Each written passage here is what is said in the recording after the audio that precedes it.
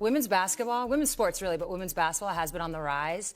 And it's kind of like what Magic and Bird was to men's basketball. Like this moment, we kind of needed something. This is to that just moment. like, yeah, and Caitlin's that moment. And I think a lot of it has to do with her logo 3. What if the very league you saved, the one you single-handedly dragged from the brink of irrelevance into the national spotlight, secretly turned against you? Caitlin Clark arrived in the WNBA not just as a rookie, but as a revolution. In a matter of weeks, she forced the league to finally adopt charter flights, a basic standard it had resisted for years. Arenas that once had seas of empty seats were now sold out, with ticket prices on the secondary market rivaling NBA games. She shattered viewership records that had stood for over 2 decades and sold more jerseys than any athlete on the planet in any sport. She wasn't just a golden goose, she was the entire farm. But instead of being protected and celebrated, she has been met with vicious blindside fouls, a storm of bizarre technicals, and a disturbingly hostile narrative that seems meticulously designed to tear her down. Now, a league legend has broken her sacred code of silence, and what she's exposed suggests this isn't just rookie hazing. This is a calculated, top-down plan to control, diminish, and silence the biggest star the sport has ever seen, born from a deep-seated fear of her power. Yeah. And in my experience, that is the rule. Yeah. That's not the exception to the rule. Yeah. And it feels like the narratives that have gotten formed in our league, it's like the exception to the rule gets spun as if it's the rule. Yeah. It's like the small little thing that happens gets Turns into taken as if something big. it's always happening, right? Yeah. Like one person might not like somebody, now the whole league doesn't like somebody. You know, you get it. Yeah. So I love that you said that, mainly because that has been Yeah. my experience. It all started when an icon, the undisputed conscience of the league, decided she had seen enough.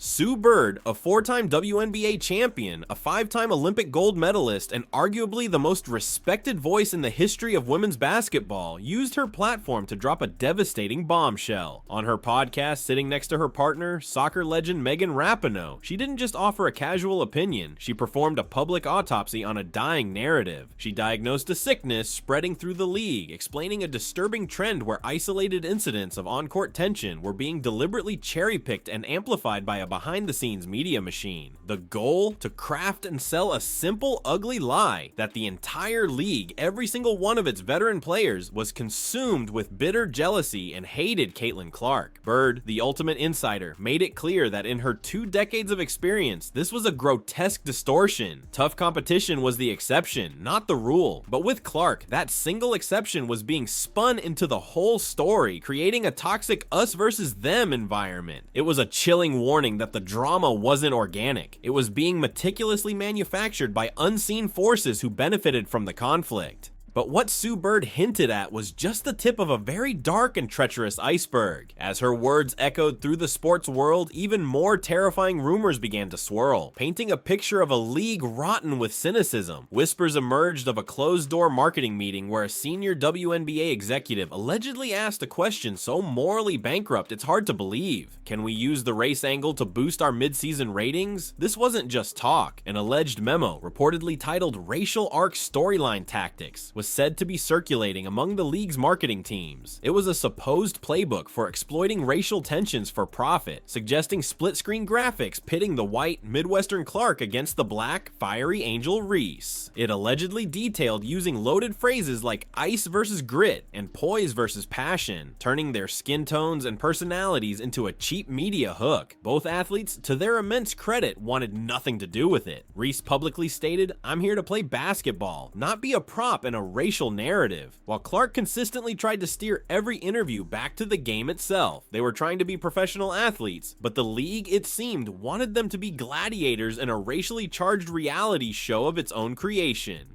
This sinister pressure from the front office appeared to bleed directly onto the court, transforming competition into combat. The infamous shoulder check from Chennedy Carter wasn't just a hard foul, it was a blindside assault away from the ball that became a viral symbol of the physical hostility Clark faced. But sources close to the league claim it goes even deeper than that. A shocking rumor emerged of a secret memo sent to all WNBA referees on May 10th, allegedly instructing them to have a much quicker trigger with rookies like Clark. The memo memo supposedly told them to monitor these new players closely for any sign of unsportsmanlike conduct. Suddenly, the bizarre, infuriatingly inconsistent officiating made a terrifying kind of sense. It explained why Clark would get instantly slapped with a technical foul for a minor, frustrated tap of the backboard, or for simply asking a referee what after a questionable call. Meanwhile, a league veteran like Diana Taurasi could be seen on camera screaming obscenities at a referee, throwing her warm-up jacket across the floor in a rage, and still escape with nothing more than a gentle warning. The side-by-side clips went viral, showcasing the blatant double standard for all to see. This wasn't about maintaining discipline. It felt like a targeted campaign to neuter her fiery competitiveness, a green light for opponents to get physical and for refs to punish her for reacting. So why would the league possibly do this? Why would you actively sabotage your own messiah?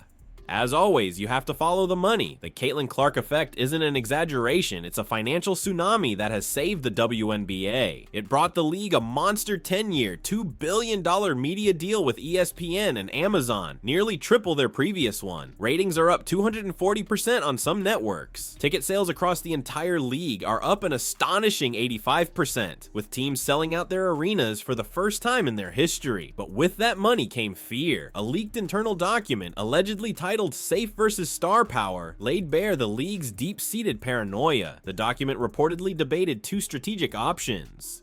Option A was to go all in on Clark's historic rise, marketing her with the same intensity as Michael Jordan or Serena Williams. But option B, the path they seemingly chose, was to intentionally balance her exposure by promoting league-wide drama and rivalries, even if they had to invent them. The old guard executives were terrified of one player becoming bigger than the WNBA itself. They desperately wanted her money, but they were DN scared of her influence. It was a classic case of tall poppy syndrome. When one flower grows too high, the instinct is to cut it down. So instead of celebrating their greatest asset, the league chose chaos. Every hard foul against Clark was no longer just a basketball play. It was a week-long debate show topic, dissected and argued to death. Every technical foul was a viral clip, fueling the narrative that she was either whiny or targeted. Meanwhile, her historic achievements, becoming the fastest player in WNBA history to score 200 points and dish 50 assists, her clutch shots, her fundamental brilliance, were treated as an afterthought. A leaked audio clip from a May 15th executive meeting allegedly captured the internal war. One exec argued, "She's our cash cow, we can't hide her." Another shot back, "Clicks from conflict don't build long-term fans." The league was at war with itself. This strategy began to backfire. A poll of season ticket holders revealed that 42% felt the league was deliberately using controversy to sell the game, and they didn't like it. Even major sponsors reportedly got nervous, with some delaying Clark-focused ad campaigns because they didn't want to be associated with the manufactured negativity. This whole fiasco forced the players themselves into an impossible no-win situation. Caitlin Clark and Angel Reese, two of the most compelling young talents in the world, were reduced to pawns in a cynical marketing game. They both tried to rise above it, showing a maturity that was completely absent in the league's front office. When repeatedly asked about their rivalry, both women responded with grace, insisting their focus was on competing on the court. They were the adults in the room, trying to build a genuine, professional rivalry based on skill, while the league was trying to script a fake one based on division. Their professionalism only served to highlight how lazy and exploitative the league's alleged strategy truly is. They turned elite athletes into plot devices, transforming heroes into headlines, and in doing so, they disrespected not only the players, but the intelligence of the very fans they were trying to attract. And this brings us full circle, back to Sue Bird. She has her rings, she has her Hall of Fame legacy. She had absolutely nothing to gain by speaking out and making enemies. She did it because she saw the very soul of the league she helped build being sold for cheap headlines and manufactured drama. She gave a voice to the millions of fans who knew something was wrong but couldn't prove it. She exposed the lie that the players were the problem and pointed the finger directly at the puppet masters behind the curtain. The WNBA is at a critical crossroads. It has a once-in-a-generation talent who can elevate the entire sport to unprecedented heights, but instead of building a platform worthy of her, they seem to be building a cage. The question is no longer whether Caitlin Clark can handle the pressure. The real question is, will the WNBA stop creating it before they break their most valuable asset? The blueprint for greatness is right in front of them, but it seems they're too scared of their own success to read it.